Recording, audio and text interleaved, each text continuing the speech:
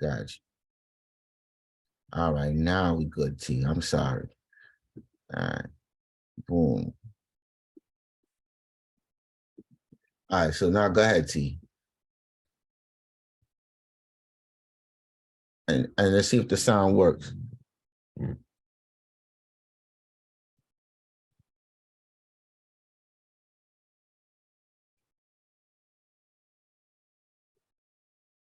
You hear it, T? You can't hear it? I can hear it. Oh, I can't hear it. Maybe I can't hear it on mine, but it's cool. Let's see. No, then you want to stop it and I send it to you and you can put it on yours? I keep going and then no. Yeah. Let me try it on mine. Let's Okay. go back. All right, I'm gonna stop sharing. Uh-huh. Yeah. I'm gonna email it to you. I emailed it to myself. You know what I'm gonna do? I'm gonna play it so they could hear it. Okay. You got it or? Yeah, I got it. I'm gonna play it so they could hear it. Boom. This is, I don't know, I won't do it that way, but here we go. All the bad boys that I dated, I thought, you know what? Let me just date the good guy. And that didn't work out because I felt like superior to him. There was no sexual polarity. It just didn't work out because I felt like I was the boss. I felt like. Did you find yourself snapping on him and getting a little bit more disrespectful than you normally would? Very. That's typically what happens. Yeah. And I did things to him that I wouldn't do to Katie. And it's unfortunate because he's a good guy. He didn't do anything to me. The problem is that he didn't put me in my place when he should have, whenever that was supposed to happen. At some point in our relationship, he didn't put me in my place as the woman, as his woman, and he didn't show me that he can lead. So I felt like I was leading the entire household when it's really supposed to be him. Okay, so that's the clip that we got. Did you hear that? All right. So now this is the topic of discussion. The good guy, I call it the good guy syndrome. All right. So we got a good guy here who she's been in, apparently this young lady has been in some rough relationships with some you know, because I guess of the type of style that she likes or the type of person that she likes. Apparently she likes aggressive take lead men. And she decided that being in a couple bad relationships with these type of men, she decided to date someone we call the good guy syndrome. Unfortunately, this guy didn't take charge in the relationship. He treated her very well, but he just didn't appeal to her as what I guess a male figure is supposed to be, or the things that he was supposed to do. He came short. So is the nice guy always apt to be abused, and it's always the thug guy that gets through, you know what I'm saying, in these relationships? This is what we're looking at today. And in these aggressive relationships, a lot of women who find comfort and solace in one part, which I guess maybe protection and leadership, but there's also an abusive and aggressive nature that comes with it, and I guess a couple of narcissistic traits. So how do we weigh the balance and how do we weigh the outcome? Is this the relationship? Is there something lacking from the good guy syndrome that can be fixed, or does also the good guy syndrome has problems, his own childhood problems that allows him to, I guess, in this case, be abused by his partner and run over? What you think, doctor? So I thought this was really interesting because I wanted to get another, can you still see me? Yes, I can see you. Now can you see me? I'm trying to pull up something else. Yeah. So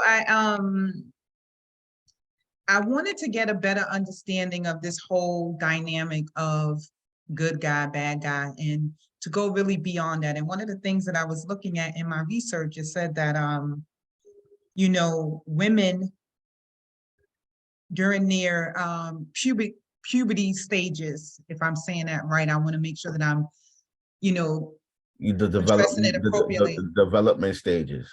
Yes, their developmental stages once they get to a place of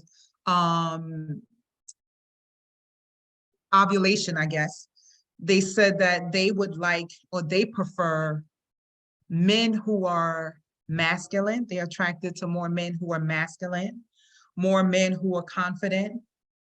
They said there was a whole lot of talk about women in young adult stages interested in the bad guy, right? So the idea is that you're going to pick the bad guy because of his masculinity, you're attracted to his confidence, you're attracted to the boldness, the protection that you might feel, the safety, you know, maybe even depending on whether or not your childhood was one of allowing you to be free. You may like the rebellious nature of the bad guy. So a lot of those things came into play. One of the things that I found that was interesting is they said that, which I guess you don't need any research to look at it if you kind of live this example, you're going to pick the bad guy until you get tired of the bad guy, until you heard enough, pretty much. And you get older and realize that the bad guy, what you were dealing with, is no longer the ideal picture of a mate, if that makes sense. Okay, so there's a lot to unpack what you said, right? First of all, when you did that research, did you find like a lot of those girls were from broken homes? So you know what? I didn't, but that was in the back of my mind, the thinking of all of that, with the foundation of all of that. That's what I was thinking as well. But no, it didn't share that. But I could bet you, I could bet you like my life savings that not 8 out of 10 of those people that was doing that survey was from broken homes. And the reason why I say that is because a father in the home teaches children what a man should be in their life. And he sets the framework Mhm. of what you look in a relationship. Now, usually children or women or even guys that are in broken homes, they get their idea of what a person is supposed to be from the environment around them and from the trauma that they face as a child being in a single family home. A lot of these kids didn't feel protected. A lot of them was probably abused. You know what I'm saying? I've dated some girls that felt abused and they're looking for that aggressive guy for protection. They want to feel safe. You understand? And that's a primary function on a contract of them even being with you. It's Right. not even so much what you provide, but it's about who you are and what you do and how they feel protected with you Mhm. counts. Right. So again, a lot of these are psychological functions. And then you have to look at the type of okay, so when you break down like somebody's looking for that, you have to break down the socioeconomic, the dynamics, and the range of where they at and where it's coming from. You understand what I'm saying? Is this college level females? Is this whatever? And the reason why I say that is because each one has their own different needs. Each one has their own different perspective. There is never a one script all for all women, or that's never the case. That's why you have to know and be able to talk to you have to know the person and know their needs in order to fulfill the voids in their lives, right? Because everyone doesn't have the same need. Everyone's not looking to feel protected. Some people are looking to feel loved. Some Right. people are looking for that TLC. Some people want that attention. Like what one person doesn't want here, another person needs, right? And probably find that a lot of those people in that section is probably coming from challenging areas, challenging situations, and that's what's needed for them at the time in order for them to feel comfortable. But Mhm. let's look at it from another perspective. A person who did come from a safe environment, who had lacked attention in their life, who's Mhm. looking for somebody to listen to them, that's not going to be their primary need or their primary function in order for them to be in a relationship with somebody. You understand what I'm saying? So we look, and so and then there's other relationships where the girl feel need, like I call it the daddy syndrome, Mhm. right? where there's people that do things and they expect you to say something. And if you don't say something, you failed in the relationship. You understand what I'm saying? They do things wrong or do things to hear you say, well, you allow me to, I'm getting out, I'm going here, and you stop them. No, this and that. They're looking for that type of relationship. They're looking for somebody to stand up and go against the things that they're doing wrong. I call it the daddy syndrome. Other people call it different things. And you even hear some of these people in the relationship, they do call their significant other daddy. You know what I'm saying? Yeah, there's a lot. You know, I'm dead serious. There's girls that call their significant other daddy, and you know what I'm saying, he acts like a father figure. I don't want you to do that. I don't want you to wear that. And she's comfortable in that surroundings. You understand what I'm saying? Now, what would make a person comfortable? You know what I'm saying with that? That all has to do with the upbringing. That all has to do with what they lacked in life, Right. and fulfilling the void that they need. But there are people who look for, and then there's young girls that date older guys just because of the father authoritative figure, the seriousness of the relationship, and the maturity. You know what I'm saying? So there's a lot of things that play into the fact of this. And you know what I'm saying, when you looked at that survey, did you look at the age groups or did you look at the demographics? No, you know what? In the survey, they didn't share that, but you definitely alluded to a lot of really interesting points, because as I was looking at that myself, I was thinking about the role of the father and the parents in the upbringing and how that would affect the choice, because we know that individuals, no one is we don't develop in a bubble, right? We develop in an environment, in a community, and a lot of times those relationships, those interpersonal relationships, and all those, all the things that take place within our surroundings impact how we think, how we view, what are our expectations, what is acceptable, what is not acceptable. And I was just thinking about that because it did not share the demographics. It did not share whether or not they were from a broken home or a home that was, you have a mother and a father. They didn't share any of those. But in my mind, when I was looking at the information, I was like, yeah, like, but what, where else is this going on? Because you're right. Those things definitely influence that. If you have a father figure in your house, 9 times out of 10, he's going to show you, 9 times out of 10, he's going to show you what a father figure is supposed to be like, whether that's positive or whether that's negative. And that's going to influence how you perceive a relationship should be from what a man is how he's supposed to treat you. But it did not share any of that. But I just thought it was really interesting because I was like, yeah, the side. So yeah, I thought that was really interesting. I do. So that's and it's a perspective, because at the end of the day, there can be a guy giving you all what you want, and you're still not satisfied. You still feel like you need something. That's why, like, the girl that marries the rich man and has everything will leave him for the horse trainer. You know what I'm saying? This is exactly what happens. They're looking for a certain type of behavior. They're looking for a certain type of. There was a case I did, and I'll never forget the case. So a man has been married to his wife for over 10 years, And so I think he works, and they have 3 kids together. The mailman comes and he starts to talk to the man's wife. And I guess they ensure a relationship. And she ends up leaving the husband with 3 kids and goes with the mailman, right? And apparently the mailman is just maltreating her, but she wants to go with the mailman and she's willing to leave her 3 kids. So he is distressed. Now we had to do this for a criminal case. It's called provocation. So in that, I guess he's begging for his wife to come back. He really loves his wife. He felt that he did everything possible, work 2 jobs, take care of his kids. The kids love him. He's a great dad. You know what I'm saying? But he couldn't understand why she would leave him for the mailman.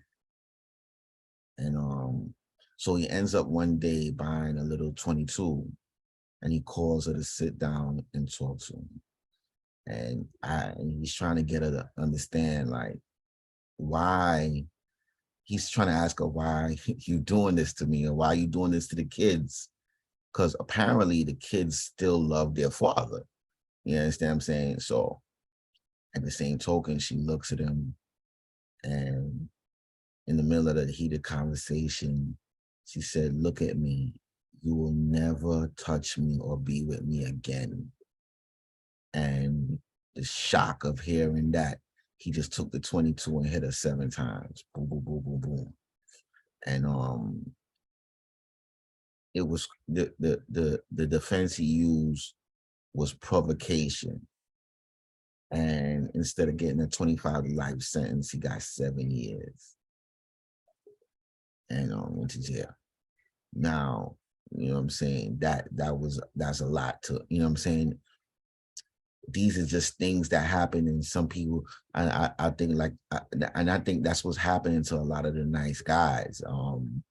They get involved in these situations that they don't understand, and you know the attachment. And that's another topic. You know what I'm saying? A lot of people know how to attach, but they don't know how to detach. You know what I'm saying? And the attachment becomes their identity, their lifestyle, and everything. And to take that away is to take everything away from them so they don't feel a loss when they do stuff like this. You understand what I'm saying? But this is the type of things that happen in these type of relationships.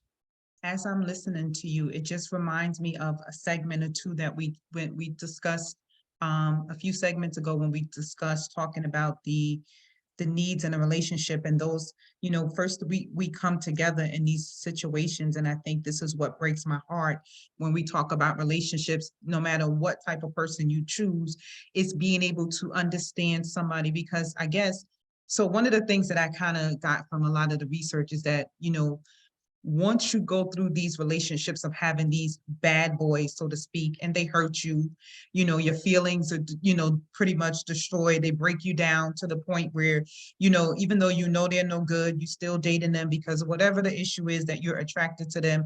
At some point, as you start to mature, you start looking for different qualities.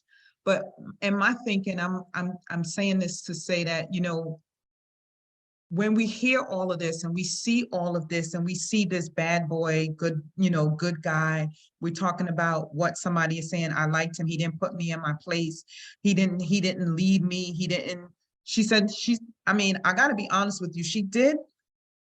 I think everybody wants someone who's going to stand up, that you can't be a doormat. And I know we hear that all the time, right? So we want somebody that is going to be able to stand their position. You don't agree to everything. You have a voice, right? I don't expect you, I expect to have, you want to have an intellectual conversation and engagement, communication. You want to be able to, now if and like you just said, you know, sometimes people challenge you. They say some things and they do some things just to see how far they can go. So wait, so you do agree that women challenge men in a relationship to see what they do? I mean, that let's agree on that point, and then we could go. Do we agree on that point? No, I mean, wait. I haven't been in a relationship in a really long time, so I don't know. I'm sure. I'm just saying that's. I'm sure. So I had, like I said to you before, I have a friend, right? And it took me a little bit of time to realize that in our conversation and in our interaction and in our engagement, right? Yeah. I didn't understand that he's telling me, do this, do that. And he's like, you driving me crazy. Like, and I'm like, dude, I could do this. What are you talking about? Like, what, you know, and it wasn't like a hostile kind of thing. It was kind of just like this kind of conversation. I know how to do that. Like, what is this? And then when I had time, because I like to process things, I really like to kind of, you know, figure things out and, you know, take a moment to kind of think about things and process things. And so as I was processing our interaction and him telling me that I'm driving him crazy because I'm not listening to him, I realized that he wanted, in his directions, in his suggestions, that was his attempt to kind of protect me, to kind of guide me, to like make sure that I was safe. So- Like, He was attempting to take, so point blank in simpler terms, he was attempting to take charge of the situation, and you didn't feel comfortable at that point with him doing it, right? so I you- wouldn't say I'm you- not gonna say I didn't feel comfortable. I didn't equate it to that until I had to process it. And then I said, okay, I just kind of went along for the ride. I wanted him, I was like, no problem. Once I think I did, it was a little, because I'm single and my type of temperament is a high kind of temperament normally. Dominant is dominant.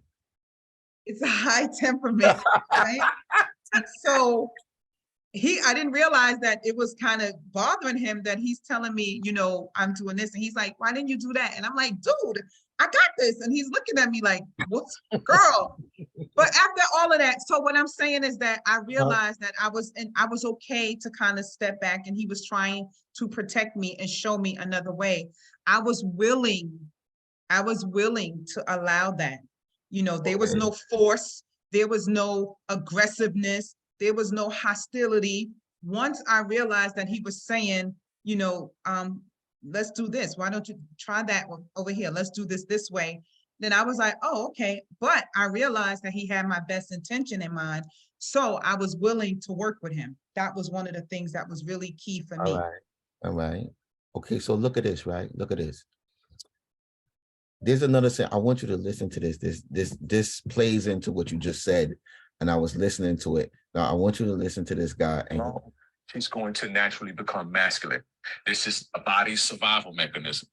If you're a man, your environment needs to be comfortable, because femininity cannot thrive in discomfort. Masculinity can. Femininity can thrive like that. A woman who's anxious too long or uncomfortable too long, and her body is going to make her more masculine so she can survive and defend herself. So if you're in a situation where you've seen your feminine woman turn masculine, she's not comfortable, bro. You have to have the skills to comfort and be comforting. You see what I'm saying? okay, You know what? I think that might be true, because I had to be, so when this lady said that she had to take the lead and she was the lead, I understand that. I understand having to take on a role that somebody else had to do and get things done. But in this particular situation, I didn't feel the need to do that. I was able to step back. I felt very relaxed. I felt very comfortable. I felt at ease with allowing the shift of guiding and leading. because that was somebody you began to trust. Yes, I felt very I mean, comfortable. that has. And I gotta be honest with you, if we were to talk about a good guy, bad guy, he would be considered a good guy, because he's not one of those, you know, that kind of energy, just really calm. But I'm like, he had to show me that. So I know him. I've known him for many years. No. So, Yeah, I'm saying, but that's a trust. That's a trust thing, right? Yeah, I trust him, right? So yes. So I had to know that. But honestly speaking, I can definitely agree that you do become a little bit more masculine, just because you're taking on a role that you didn't necessarily subscribe to. And now you are put in a place where you definitely have to start getting things done. And so it allows you to be in a place of take control, so to speak, if that makes sense. Okay, so let me ask you another question. So you saying in order to take the lead in a situation like what he's suggesting, that's a masculine role altogether. So I mean, this that's what he's saying. So, and you said I'm going to be honest with you. I'm going to be honest. For me, I have lived my life doing and taking care of and being responsible and being in charge of and getting things done. If I had somebody that I didn't have to take that role with and lead with, then I would be okay with. But as long as I have to be in that place, it puts me in a position where my thinking is getting this done, getting on top of this, getting that done, taking care of this. So unintentionally, that could be the scenario, the situation that can happen. I mean, not that I don't think anybody wants to be put in that, but I personally, I would want somebody that, so for me, let me just back up just 1 second. You cannot dominate me, but we can work together. We can work together. Let's work together. Let's work together, because I can't. you only can do corporate. Yeah, we cannot. You cannot dominate. That's not my temperament. But I know how. I have learned how to settling, let me just be transparent, being divorced and being in a place where you've seen a lot of things and you realize, and so this is why I'm so passionate about this, and this is why it hurts my heart when I see all this dysfunction in relationships, because at the core of all of this, we have two broken pieces trying to come together and make a piece. We know that a lot of times we have a lot of childhood trauma that we have yet to resolve, probably don't even think we need to look into it. We've already developed coping mechanisms that help us cope. We're moving, we're striving, we're doing all of these things, and we try to get into these relationships and we are still broken. The picture looks good on the outside, but on the inside, it is all in pieces. You have these two beautiful pieces coming together on the outside, and they are just bringing all kind of madness and craziness into a situation, and it becomes dysfunctional. The dynamics are really bad, and the worst case is when you bring two children in and haven't figured out how to fix this. I am just telling you what I've learned for myself is that I have learned to kind of mellow out and calm down about certain things. I have learned to be more, collaborative in my thinking and in my approach, because I'm coming from a place, honestly speaking, where if that was my coping mechanism to get things done. Like, I didn't have anybody I'm holding this down in the family, in the relatives, in the marriage. This is what's happening. This is going to get done. I'm taking, you're not doing it. I'm taking, all right, no worries. I'm done talking about this. This is what needs to get done. It's going to get done. And so when you have that kind of energy, unfortunately, you kind of take on certain characteristics, not that you want to be a man. It's just that, you know what, you've learned to develop, we kind of get things going and we kind of get things done. And however, hopefully, not by destroying anybody, but you learn how to get things done. You learn how to be a problem solver. You learn how to manage to get things and do things and hold things together. Not that you probably had the skills, you probably had to develop them. And then, of course, with all the dysfunction and all the unresolved other issues, you're still managing the best that you can. And is that always healthy? Not necessarily. So I'm just saying that can be a dynamic in the relationship or in the situation, if that makes sense. So I got a little bit more. Hold on. You unpacked a lot, you know what I'm saying? But let's break it down in simpler terms, right? So we're saying that the leadership role in the house is always masculine. It's a gender thing, because then that's what we would agree on, right? Let's agree on that point. So I'm just gonna say, I go with my savior. I go with yes, that's a biblical thing. Yes, why? Yes. God created man and he took his rib from him and said, let them come together. So then that means anything out of that role, he's not in his position, right?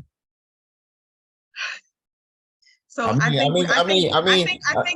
think we have a lot of people that are out of position right now. So we could say that just to be clear. A lot of people are out of their positions. We are not all functioning in our positions. All right. You'll find today in most modern relationships, a lot of women are taking the lead role. I've seen it. You understand what I'm saying? Like, even as far as like a lot of women got better jobs than men today. You know what I'm saying? And they got more financial skills than a lot of men today. I know it's because of a lot of women in the relationships, not because of the man, that they do have houses and cars and they're able to have a savings. That's all due to the financial expertise of the woman taking the lead role in the house and taking the lead role in the relationship. Now, there's some men that don't even have a problem with that, right? So now, in that case, would it be a gender swap situation, or this is like a developing, evolving situation? Because you just established, like, taking a role is a male thing. That's a male thing, and he said it here. We agree here. So anything other than that, would it be considered like a gender swap, or would it be considered a failure in leadership or development of a relationship? So right now we have our men, I'm gonna tell you that our men are not in position right now, and a lot of them, not all of them, some of them are and some of them are not. And I would say that and I would say that is due to a lot of influence by a lot of things that are happening. And here I go, I'm not trashing social media, but we look at certain things, we look at society, they tell us this whole process of women are evolving. And I'm not against any of that. I'm not saying that, women cannot evolve. I am a woman that take care of myself. I work 2 jobs. I do what I have to do. And that's always been my position. That's just my temperament. That's just who I am. I don't ask anybody to subscribe to that. But had I had somebody that was more,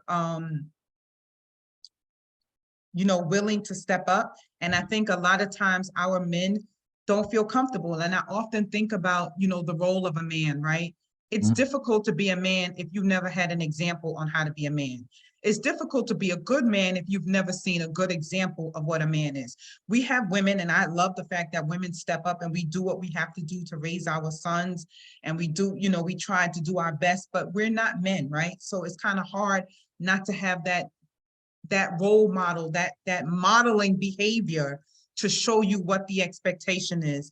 I have an uncle who passed away. My uncle, for right or wrong, he has dealt with a lot of things in his marriage, maybe, but he loved his wife.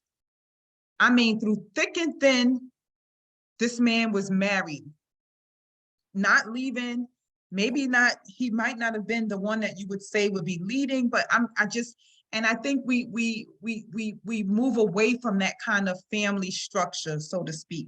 And I think for me, the whole dynamic is just this whole misplaced or not positioned right of the roles of man and woman, right? So a lot of people are not in their rightful position and they're, where they should be, right? Because they're forced to be something else because of circumstances. Or maybe because of circumstances, they don't feel like they can be. I just think that right now we have a lot of, and I'm not bashing men, and maybe you might have a different perspective. I just think that right now, when we talk about the bad guy, the good guy, I think we're looking at men coming up and for whatever they were taught, whatever led them, whatever information. I actually dealt with someone and they said to me, I'm doing better than the other people that are outside in the street, right? I said, I don't care about the people in the street. I didn't pick the people in the street. When I pick somebody to have a child with, there's an expectation. We want to accomplish things, right? So I didn't pick somebody in the street, and I don't care about, don't compare what you're doing with somebody in the street. I picked you, or we picked each other because you told me you was going to school, you had a goal, you had a this, you had a that. There was a future involved. I'm not comparing. So in other words, that is not what I'm interested in, right? The relationship that we are establishing was based on us working together, coming together, positioning ourselves to be the best that we can be in this relationship, to get the best out of it, right? And so if that makes sense, I saw you looking a little like no. I'm writing it down so I know where to go next. Keep going. No, that was just me. And I realized that a lot of times, we can only manifest, or we can only bring forth what we know, whether that's good or bad, from what we've learned from our environment. And that was the point that I was trying to make, that the environment, he was looking at his position and his role within the environment, comparing it to, some of the other men who might have been outside and might have been, drinking, smoking, doing whatever. And that was kind of like a comparison, so to speak, like, look, I'm doing, but that's not the role. So that's not what so when we don't reach our goals, we look for justifications and things to ease and soothe the pain of where we are. And to let you know, so compared to the 50% of the people that was in my class, I'm in the top thing, so I'm not so bad after all. Absolutely. But it's kind of like, but the goal is that you're getting information, you're getting support, you're being undergirded. Like, this is to elevate. Like, like you can do more, like you can do better type of thing. But it was Right. kind of like, So, yeah. in your perspective, I could see that we are ambitious and we shouldn't just settle for just being average. We can rise above and reach our goals. I mean, that's basically what you're saying. That's basically what you're saying. You know what I mean? That's basically saying, yeah, it's not important of what you see around you. It's important of what we do and the sacrifices we make to reach our goals, our vision, our purpose. So we made promises and expectations based on our vision and our purpose, and anything falling short from our vision and purpose is not making it. So we need to step up the game. That's exactly what's going on here. So I really, you know what? I'm gonna be so transparent with you right now. I think one of the things that I have learned in life is that we have the power of a choice, right? And we are not defined by what our circumstances tell us, right? And that was only, I had to change that information that we are not victims. We can be stronger than that. And I think a lot of times we fall back on that victim because this happened, because that didn't happen. So I'm going to tell you, as motivated and ambitious as I am, anytime I have an opportunity to help one of my brothers, a male, I'm going to give you a resource. I'm going to give you a program. You don't have to be in a relationship with me. I just feel like at some point you're going to be leading somebody or doing something or in a position.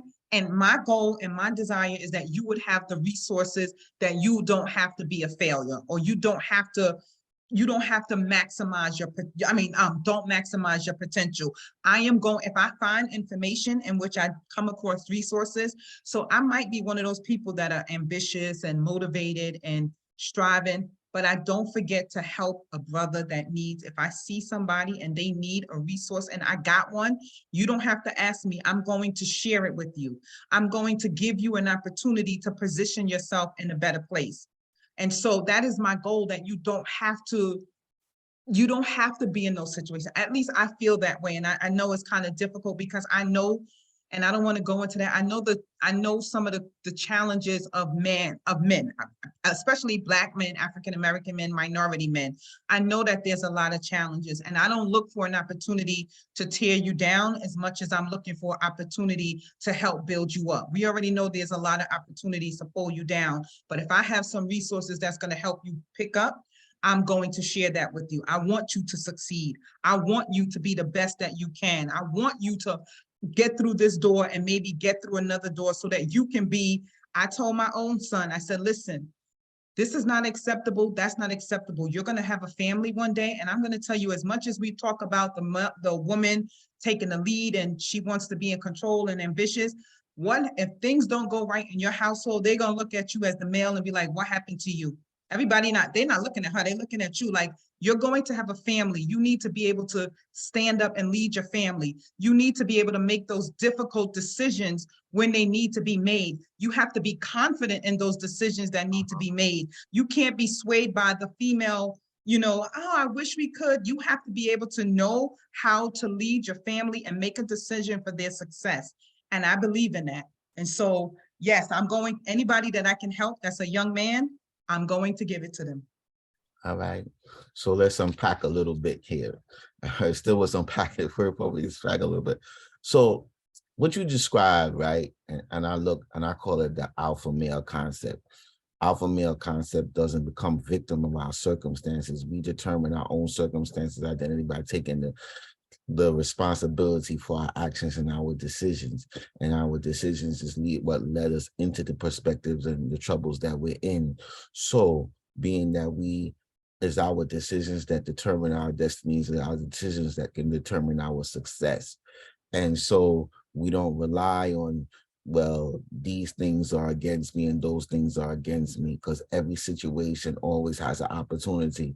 You just have to look for it. And it's based on our ability to see the opportunities through the opposition is what causes our success or failure. 1. 2, you expect in the male concept, we always have in order, and this is it. So in relationships today, we're going through the dichotomy of corporate or leadership, right? And so we have teamwork versus leadership. And all that depends on the level of relationship that you are with the person whom you're in with the relationship with. There's some people that's totally comfortable with submitting themselves in the relationship.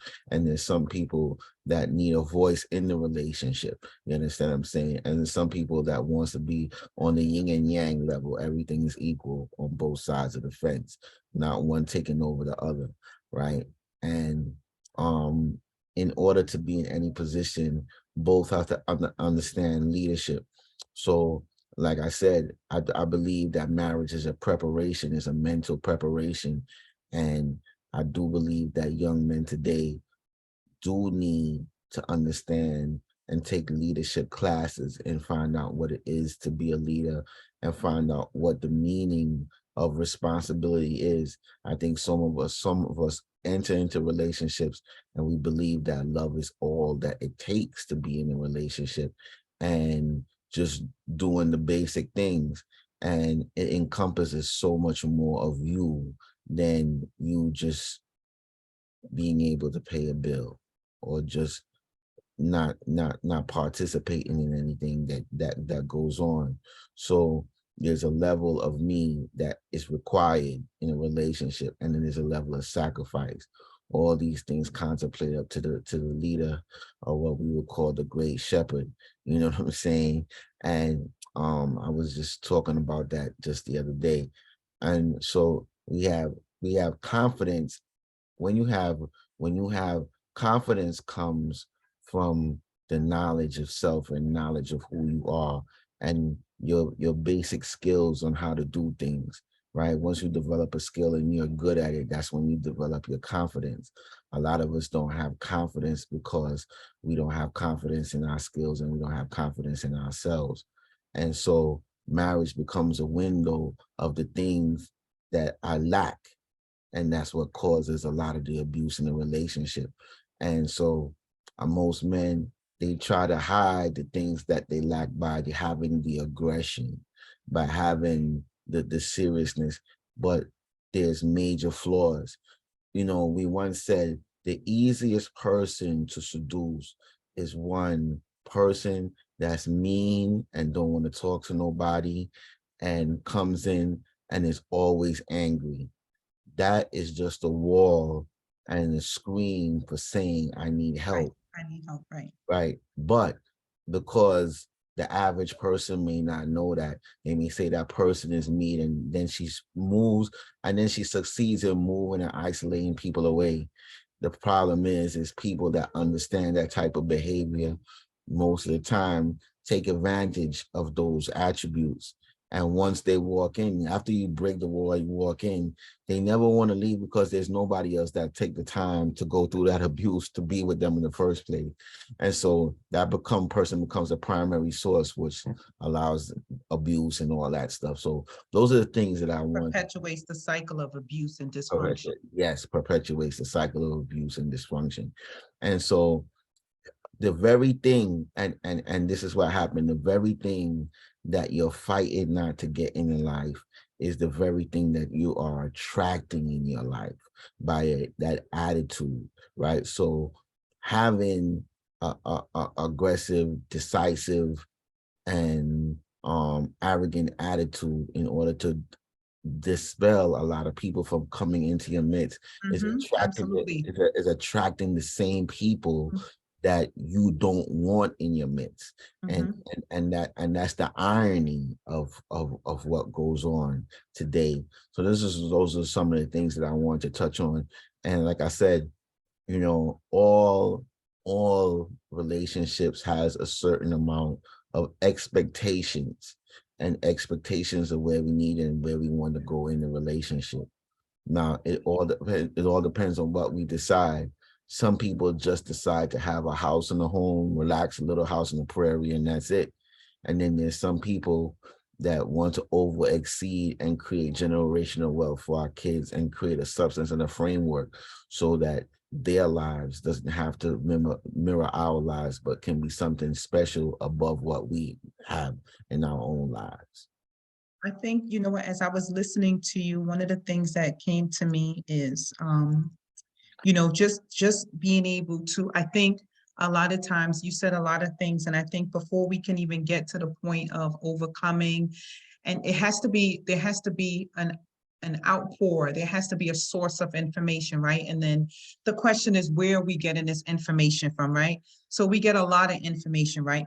Maybe not necessarily the right information. And as I'm thinking about that, we don't, you know, I'm thinking sources that mentor, that train, that educate, that prepare our young men for what that might look down, especially when we start talking about young men that are coming from broken households, right? That they let social media, they let, you know, rappers, they let, you know, celebrities influence what they think should be a male role model, how they are supposed to represent a male figure, right? And so I think, you know, when we talk about that, for me, when I realized a lot of things that were happening in my life, it had to be an exchange of information. I had to get different information in order for me to let go of the negative, dysfunctional, not working information that I've been using. You know, insanity is using the same thing over and over again, or doing the same thing over and over again and expecting a different result. So I was doing all of that with the same information. You know, people did it before me, still doing it. And I had to be willing, I had to have a different set of information to impact my life, for me to let go of that information to see another way, and then tap into the fact that I'm not a loser. I am, you know, we don't know the strength and the potential that is in us, because it's been so much hidden from us, stripped from us. You know, there's nobody developing that in us, you know, so to speak. So we don't know. We just making it by about whatever means necessary, whatever we have, however we can. And that's why I'm, you know, sharing that information with our young people, just helping them understand, number one, who they are, that number one, you are not a victim of your circumstances. You are not. The fact that you didn't have a father and a role model to show you what a healthy male should look like does not mean that you don't have the potential in you.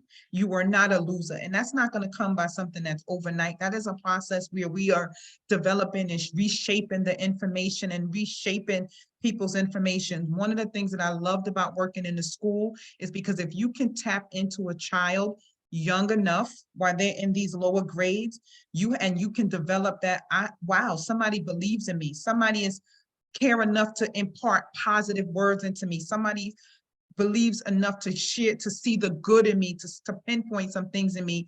You can change a child's trajectory by just pouring into them something positive that they are not getting elsewhere. And so I really believe in that. And I think that's what we need for our men, whether you are whatever place you are in right now. You know, we really need to change the dynamics. We really need to change the narrative of how we want, if we want, and I'm just saying this, and maybe this is off topic, but this is always what I tie into, because I am a victim of divorce. Well, not a victim, but I am a product of a divorce. My children, you know, I'm divorced. I saw how that broke down the family. Was it necessary for me? Yes. Does it have to be necessary for somebody else? No. You know, I want you to know, I want you to have the tools and the information, you know, starting young with these guys and these girls. Look, let's look at who you are, what you are, who are you, right? Then when you understand who you are, then you can understand your needs, what you need, what works for you, why it works for you. Because sometimes because we need something in a relationship doesn't mean that it's a good thing. It could be a dysfunction that we've developed, like a coping mechanism that we've gotten accustomed to, and then it got to be a part of our relationship, right? If they're not yelling and screaming because I'm used to that when I grew up in my household, then we're not all good. No, let's talk about that. Let's unpack that. Let's look at that. What does a healthy foundation looks like? What would that look like to you? I think that starts with education and the changing of information and sharing information so that we can get to that place. But I'm sorry, I'm going off on a tangent, but yes. All right, so let me unpack this. You know what I'm saying? So we got what we call compulsive repetition. People that have parents who have bad traits, and the children are attracted to those bad traits. It's called compulsive repetition. And with that being said, you know, we begin to fall more in love with partners that express those bad traits. And a lot of times we don't even know that we're doing it. You understand what I'm saying? So it's definitely like, I believe, and you know, I always talk about it, like children need, like, just like their classes, like for mathematics and stuff like that, there needs to be classes in understanding ourselves. You understand what I'm saying? And education, building confidence. This will create great leaders of tomorrow. Unfortunately, we never really have these classes, and we're all trying to figure it out as we go along. And, you know, a lot of times in our youth, we think we see and have the answers that fix our situations, and not willing to listen to other people's situations, only until we get hit so hard that we can't get back up and you need support to help you get back on your feet. Is like, Absolutely. yeah, and sometimes that's when we're willing to listen. So, you know, and getting back to that topic of the good guy and bad guy syndrome. I mean, the bad guy syndrome is attractive for a while and it's fun. I mean, because you do certain things, but does that constitute a future? Does that constitute growing together? You know what I'm saying? A lot of that image that comes with it comes with infidelity. It comes with, you know what I'm saying, leaving you sometimes at your neediest points.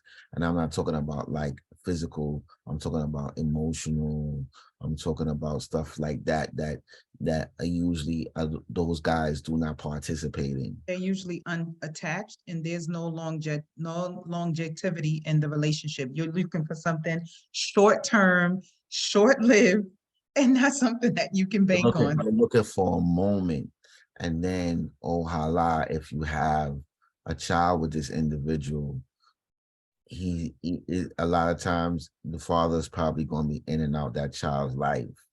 You know what I'm saying? And it doesn't have consistency. Absolutely. And you know what I'm saying? So, you know what I'm saying, is at the point where we have to think, is the pleasure worth the life that I'm gonna get after this? Is the fun worth the long time pain? Is that what I'm hearing? Yeah, well, yeah, that's, you know what I mean? And you know what I'm saying? Because even apparently for the clip that we listened to, this girl hasn't found a healthy relationship to be in for a while with the type of men that she like.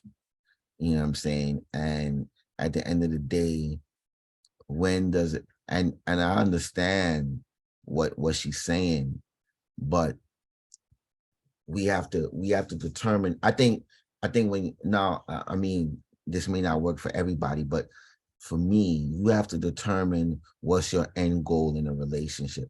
And your end goal is not like, I want somebody that's going to be here, Lord. Even if we say we want those things, a lot of times those are some of the things that we're not even really looking for. A lot of things that we idealize and want, and when we get it, we still don't feel comfortable with it because that's not what we're really looking for. All right. So when I told the end game is, where do you see yourself in 10 years? Where do you see yourself going after the 10 years? What do you want to acquire? What do you want to gather together? I think a lot of times we come together without a goal and without a perspective or purpose. Right. So after we fight, the issues are coming together and we finally tie the knot and we are living together, we reach the goal. So, you know what I'm saying? The interesting part, we don't even know what marriage is. We don't even know the foundation of a marriage. We don't even know what that looks like. Yeah. So that's the next stage. That's the next level of. I got some stuff to talk about that next week. We'll talk about that. Definitely. We love. They don't know the maintenance, and they don't know, you know, what it requires to build this, to continue this new step in the relationship that they just took, or this journey. And so that's another. So that's the thing, you know what I'm saying? A lot of us, we get into a marriage and we looking for the person to elevate us and not we elevate each other. Right. And so you go in with the same selfish qualities of being single instead of being together. You know what I mean? And that's the thing. That's why I don't really like to use like, you know, male should be like the head of the household. I think today, you know what I'm saying, especially today, you can't make it on one salary alone and expect to to really, you know what I'm saying? It takes a corporate and it takes a corporate effort.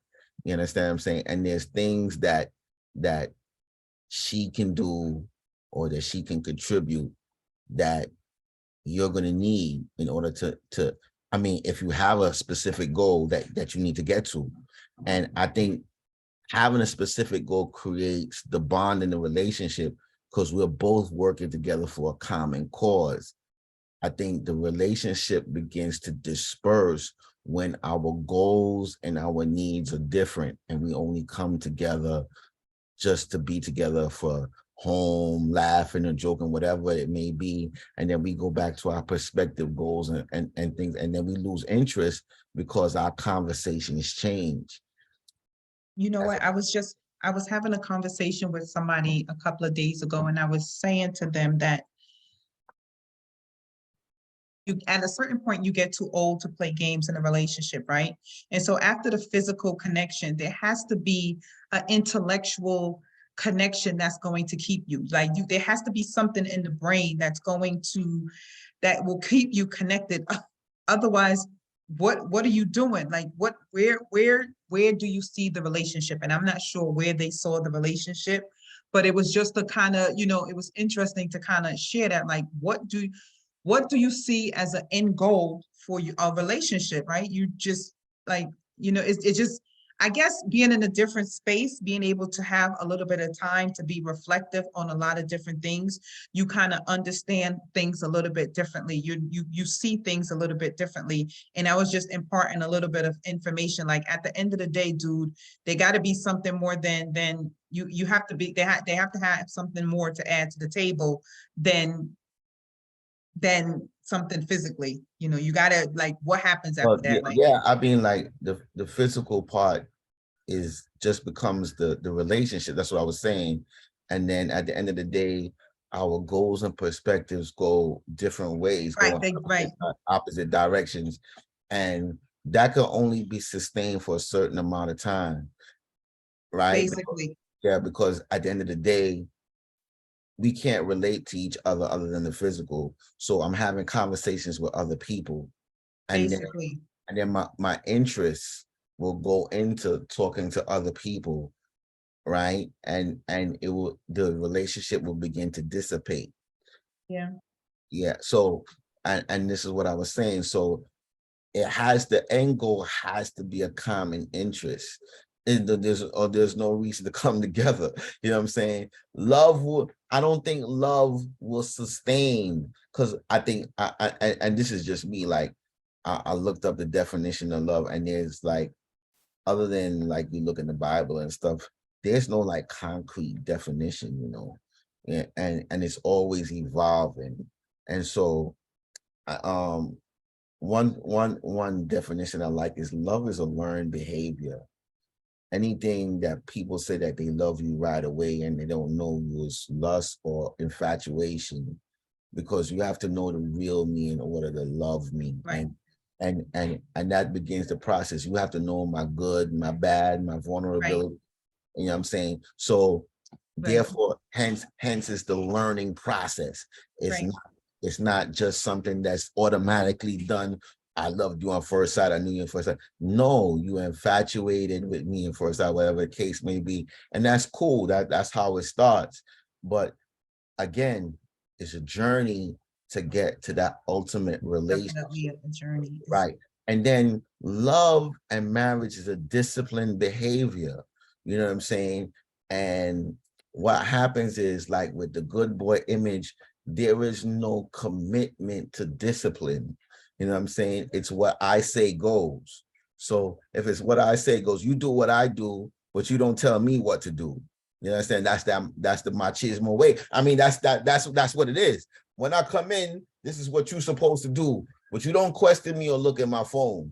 That's not what you do. You do what I tell you though. And if I don't like what you're doing, get off the phone when I get in. Or I don't want you talking to that person because I don't like them. You understand? That's the dictatorship role. And this is what, you know what I'm saying? This is what she's saying she's subject in. But at the end of the day, you have to understand that there has to be, you begin to lose your identity. You begin to lose who you are in the relationship because the person who is the dominant in relationship is molding you into what they want you to be. And anything other than that, they ridicule, reject, and penalize you for that. And that is opening up the door to abuse. And that's where that leads to ultimately. And I think, it's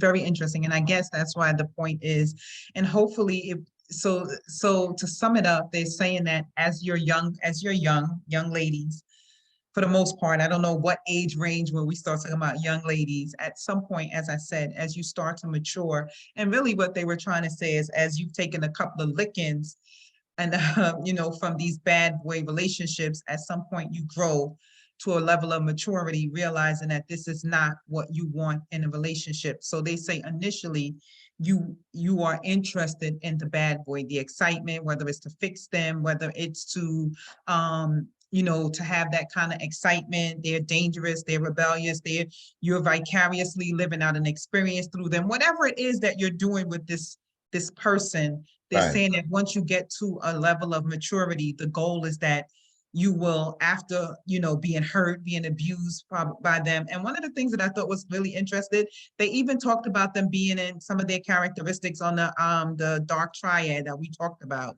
really having those really dangerous behaviors, that kind of bad boy, narcissistic behavior, like really. That's where those complexities break. Right. Yes. And they were saying that, ultimately, they were saying that, in other words, there is still hope for the good guy, because maybe, I was looking at online, and it was looking at some examples of a conversation, and they were saying, some guy was like, do good guys win? And they were like, no, they want bad boys until they're hurt. And they were like, usually good guys go up, and they're bachelors waiting because they couldn't get, a good girl because they were a good guy. And, ultimately, once they finish in these bad boy relationships, then they want to, deal with somebody that will treat them with, a little bit differently. In other words, what they're saying is that life experience, once you get hurt and once you pay enough for that, you're going to look and choose for something that's going to hopefully be in a different direction. All right, I got one last clip I want to show you pertaining to that, and I want you to listen to it. Okay. We're gonna definitely find out how we could show these clips. We got to work on that. But hold on, this one I think speaks levels to what you just said. Hold on. That don't mean shit. I'm Right. how good you looks don't necessarily do it all for me. Like, Right. I need to see you as a whole entire package. Typically, when you get older, mileage has increased, kids have increased, your weight has increased. So you kind of fell out of your prime a bit. When you were in your prime, you were targeting toxicity. And we're not talking about you. We're talking about the average woman. So most women, when they get older, they'll start realizing, okay, this toxic dude that I've been chasing forever is not good for me. Like, I done experienced it. He's cheating all around, you know what I'm saying? He's making me feel like nothing and all this. You know what? I'm going to go try to pursue the man that's actually good for me. But by that time, you done had a kid with this toxic man. Or you done, been stressed out to where you done gained weight. So you're not in your prime no more. And that's typically how it goes. So now you are doing the good man a disservice because they're not getting you at your prime. They're getting you on the clearance rack. And that's what I feel like the problem is. As you get older, that don't mean shit. I don't care Okay, yeah. So That is pretty much what they were saying. That's exactly what happened. You that's start what I'm saying. putting Okay, That's that's what exactly what that was. One of the comments that I snapped that I took from online. He was saying that they're not getting you in your prime. You want now this good guy, after you have had children, to take care of your child from this bad relationship with this, all these dynamics. Now they got to step in and take care of you, take care of your child, and be all that you want, because that bad boy image and that bad relationship, and like he said, all that toxicity did not work for you in the relationship. Interesting, yes. So look. So here's what happens. I'm gonna give it to you in a perspective that how I seen it and how I grown up and what's happening today. So a lot of these girls, they date these guys that got these exciting names, you know what I'm saying? And at the end of the day, they may have other women, but they still want that girl. You understand what I'm saying? So they have other girls, but she's still that girl for him. So at a moment when she's distressed or despondent and she decides to leave, he doesn't want to let go because he still feels he has ownership of her, right? So when she gets somebody else in their life, they usually run the other person away, right? And if she does get away and she does stay with a relationship, the other guy usually pursues to the point where it becomes violent, and it's a dangerous situation for the person that entered the situation, and it's a dangerous situation for her. And we just had a situation in Chicago where the lady left her husband. She was dating this guy for 3 years. It didn't work out, and he was leaving, and he didn't want to end the relationship. And what he did was he went to the house and he shot her a couple of times. I just posted that on our Jericho Road Instagram. And these are the things that happen when you date those personas. That's not real. There's a collateral damage. Right. Some of them do not want to go, and Right. then when they don't want to go, they even if they go, they may not want you to have nobody in your life. You know what I mean? And the moment you do get somebody in your life, that's when all situation begin to erupt, and they willing to use violence on the extreme. You know what I'm saying? And people that have stakes in life and people that want to go somewhere is probably not willing to go to them type of levels. And so this is where it gets complicated. And so what I'm hearing you saying is that, summary, it is definitely your choice on what type of relationship you choose to get into. But if you're choosing to have this bad boy type of relationship, there's always a price to pay. And It's it doesn't consequences. necessarily have to be with you, but it can definitely impact somebody that you love in ways you can't even imagine. Right. And like I said, this young girl, I looked at her and she was brutally murdered in front of her son. It was so sad. I posted it and I looked at it, and it was in Chicago. I'm looking for the case. I can't find it right now, but the case was in Chicago. And yeah, it's sad. Now the son seen his mother brutally murdered by the boyfriend, and now they have no mother and no father in their life.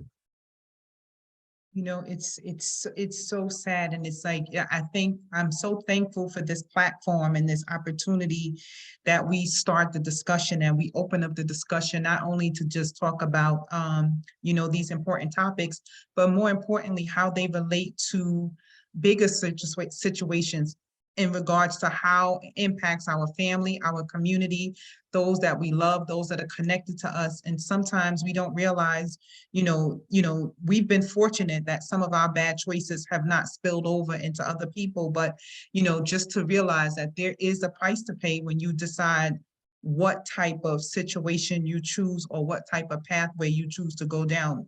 You want that kind of energy, that kind of bad boy, you want that kind of, rebellious, dangerous, adventurous type of person. Think about that type of person and what that would look like, and I mean, it comes with consequences though. And like I seen a lot of girls, especially even when I was in high school, where they can't talk to nobody. They gotta come in and just sit down by themselves. You know what I'm saying? Because if he see them with anybody, fight break out. You know what I'm saying? And all of that stuff. And now they in a position where they don't feel comfortable anymore. They can't have friends. You know what I'm saying? One of the things that I do in my work, in my profession during the day is I work with a group of teens and I train teens on the dynamics of a healthy and an unhealthy relationship. And the whole goal is that they will be able to, number one, identify them for themselves, to be able to make wiser choices when it comes down to friendships, relationships, and their own behavior, in addition to empowering other teens within their communities. Part of the work that I do, the women said, had they had this information when they were teens or younger, would have definitely impacted some of the choices because they had a foundation. They had some information, some knowledge on what to kind of measure a healthy versus unhealthy relationship. And I think that is a component that is definitely missing right now. So, right. So it's like the guy said, a lot of these relationships are toxic.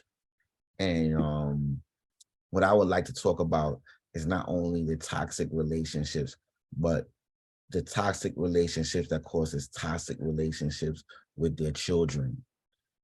Yes, that's powerful. There's one I posted just the other day. It was so sad.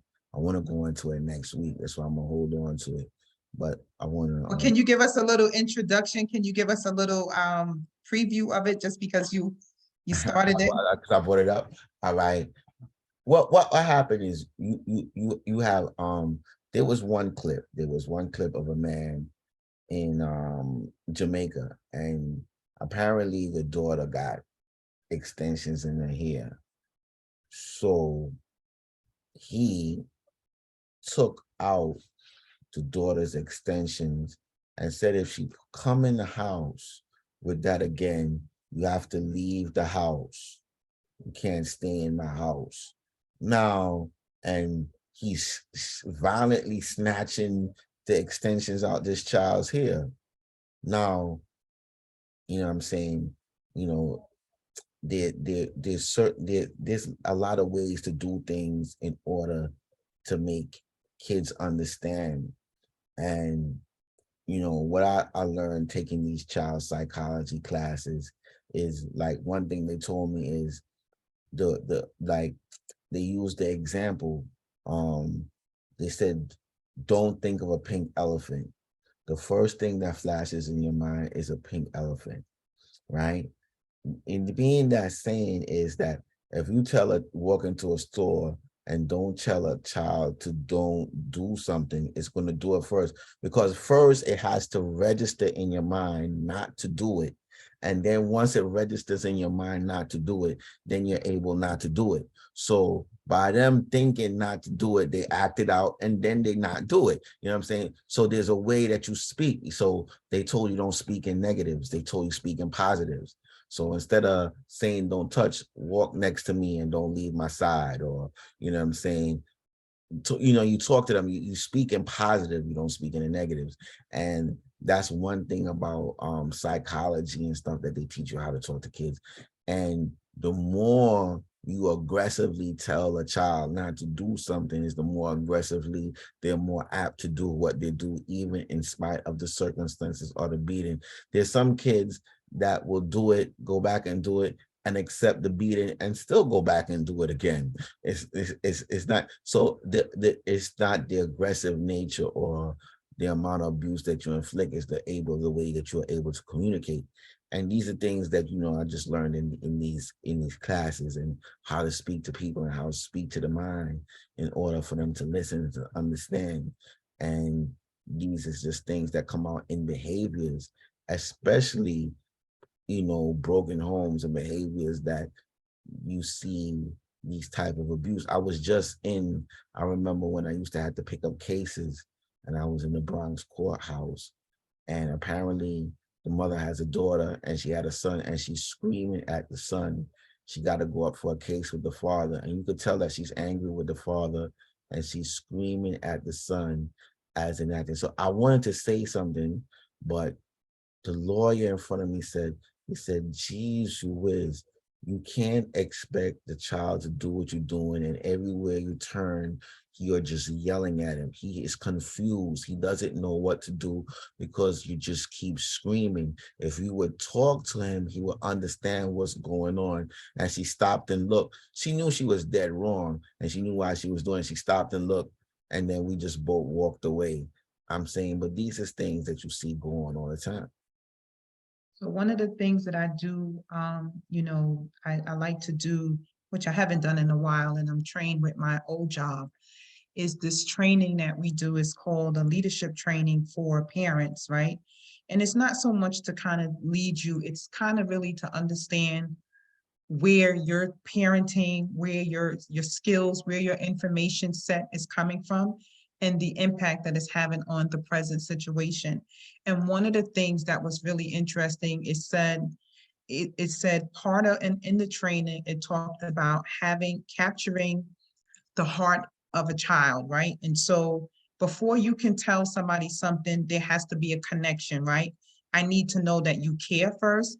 And they were like, one of the things you do that is with children is you want to capture their heart, and that's by listening to them, you know, intentively taking the time to listen to them, that they know that you're making that connection, that they are connected. They were saying that that connection in itself, taking that time, is one of the tools that you can use to kind of combat a lot of different things that are happening in society. And really, it's just talking about the foundation of making a connection and connecting with your child and being able to be there to take the time, disconnect from everything else, and give them your undivided attention, to listen to them, to hear them, and be able to connect with them on whatever it is that, wherever they're at, and whatever it is that they're trying to share or talk about.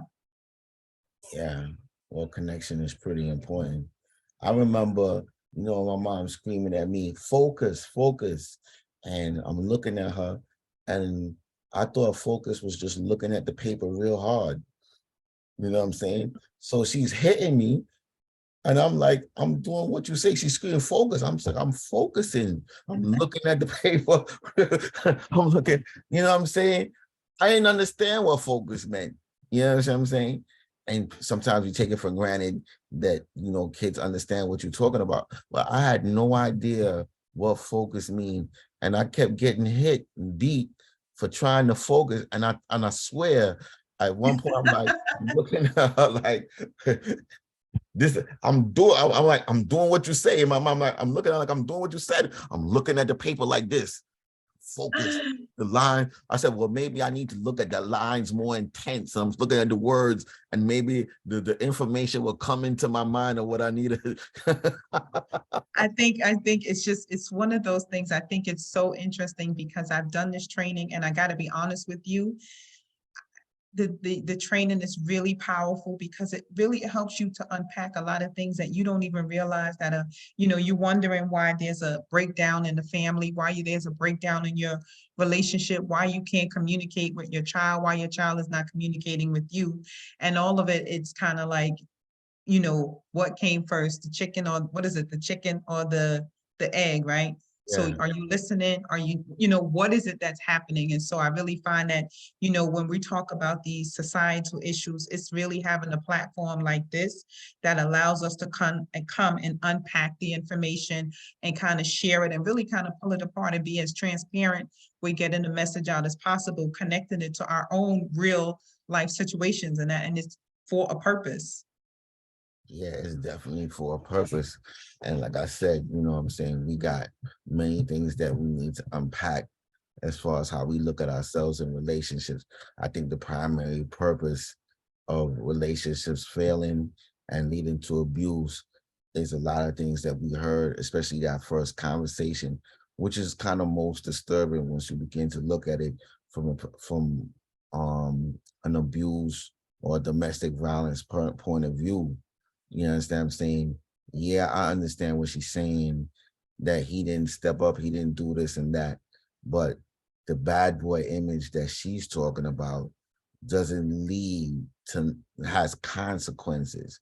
And those consequences is like, are you willing to able to pay it? And then if you bring anybody into your life, you know what I'm saying, you're endangering that other person's life. You understand what I'm saying? Or you're going to cause that person to get incarcerated. It's one of the two, you know what I mean? Because at the end of the day, I mean, people with that insatiable personality, they don't know stop. There's No no boundaries. boundaries. I'm coming.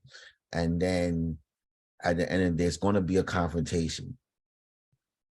You know what I'm saying? And if you got two people, usually the nice guy is not gonna, you know what I'm saying? But then you do, every situation is different. So if he steps in and tries to do that just because or whatever, he may end up seriously hurt or damaged for life. I know a personal situation where something like that, where someone literally got hurt and lost their lives. And so we share this information about, and we unpack good guy versus bad guy scenario not because we don't think that the bad guy has potential. We just want you to know that dating him right now at this particular stage, while he's still in that stage, may not be a helpful thing for you. He may grow out of that, he may not. Maybe he may feel that this is where he wants to be for the rest of his life, and it's comfortable, it's pleasing, it works for him, it's beneficial. He sees the benefits in it, it gets him what he wants, what he needs. But at the end of the day, is it serving you? And so that's just something, just my take on it. Is it something that serving you? Yeah, I'm saying, like, you know what I'm saying, she herself said that the bad guy relationships hasn't worked, but she can't live in a good guy relationship. And I think the problem is not the people, the problem is finding the balance within herself. Maybe And looking at what's damaged and broken in her that attracts her to that I type didn't of want to say it that personality. way, but I'm exactly. saying it because there has to be something going on. There's something that's broken. If All you can't take something that's working for you, then there's a breakdown somewhere. And that's exactly where that conversation goes. What is in you that's not allowing you or to let somebody love you the way you need to be loved in order to feel safe, and not feel safe in just the violent form, but safe in life form, financially, stably, compassion, these type of things. You know what I'm saying? That's where we got to go with it. And a lot of times when we think that we're taking advantage of a person, we end up wholly taking advantage of ourselves, because what we lose is more than what we could have gained. Right.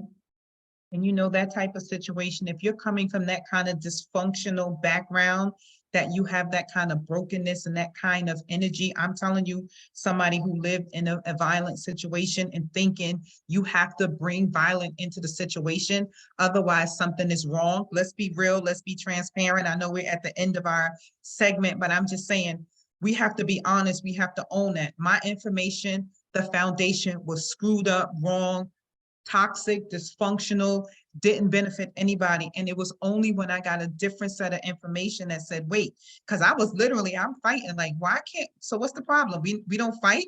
Like, we don't fight with each other? Like, what's the problem? Here Like, go. So Like, so that's just where yeah, no. So here go. And this is my take on it. You know what I'm saying?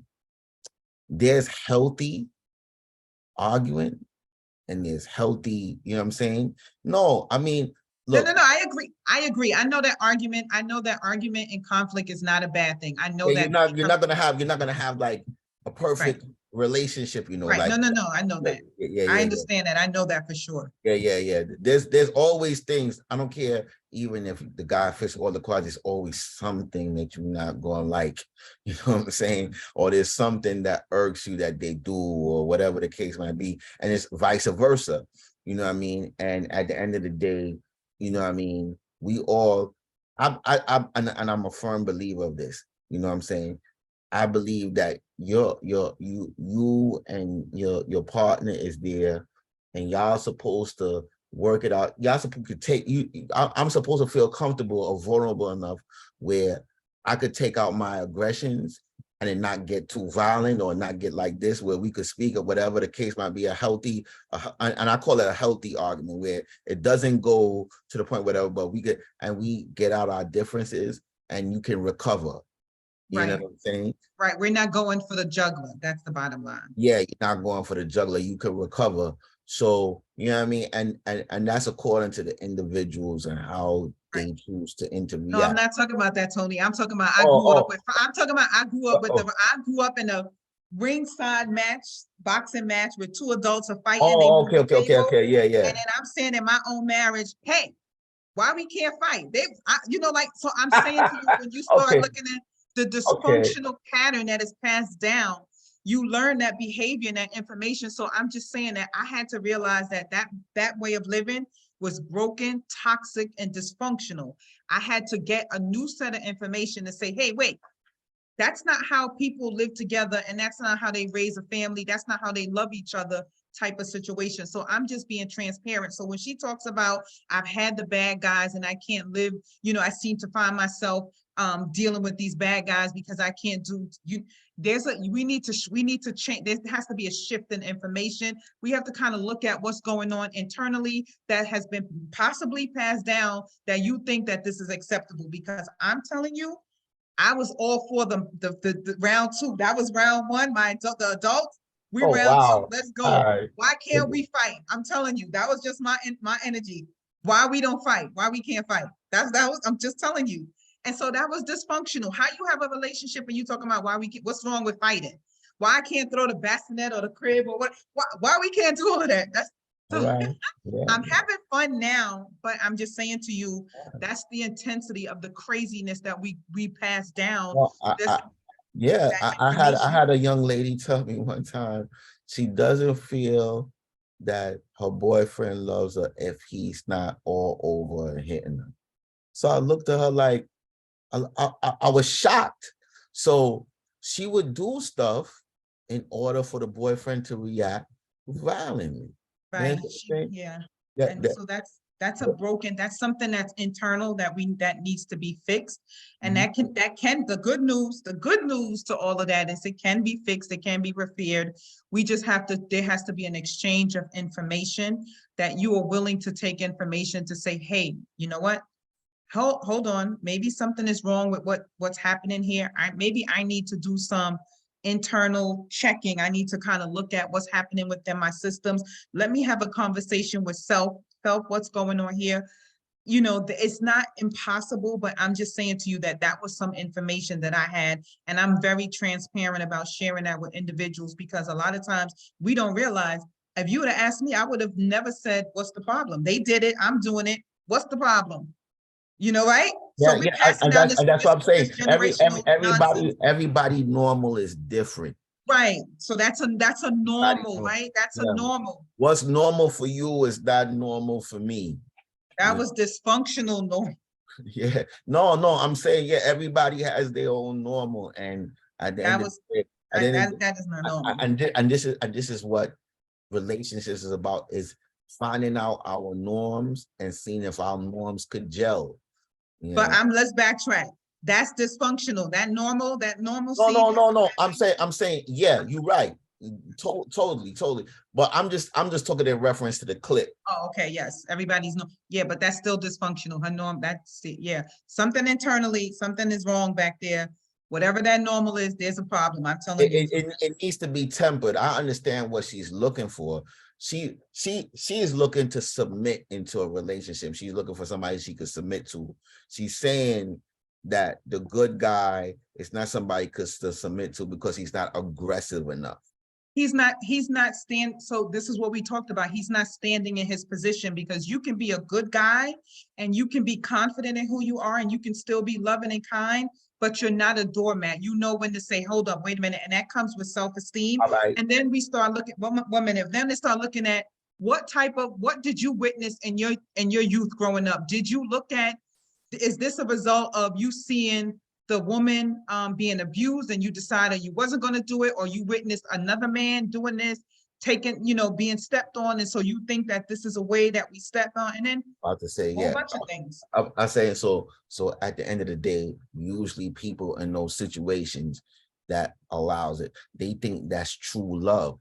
You understand what I'm saying? They think that giving her what she wants and giving her everything that she needs and not saying nothing about it is actually true love. And it's a total opposite. Instead of you're driving the person next to you, you're driving the person more further away from you.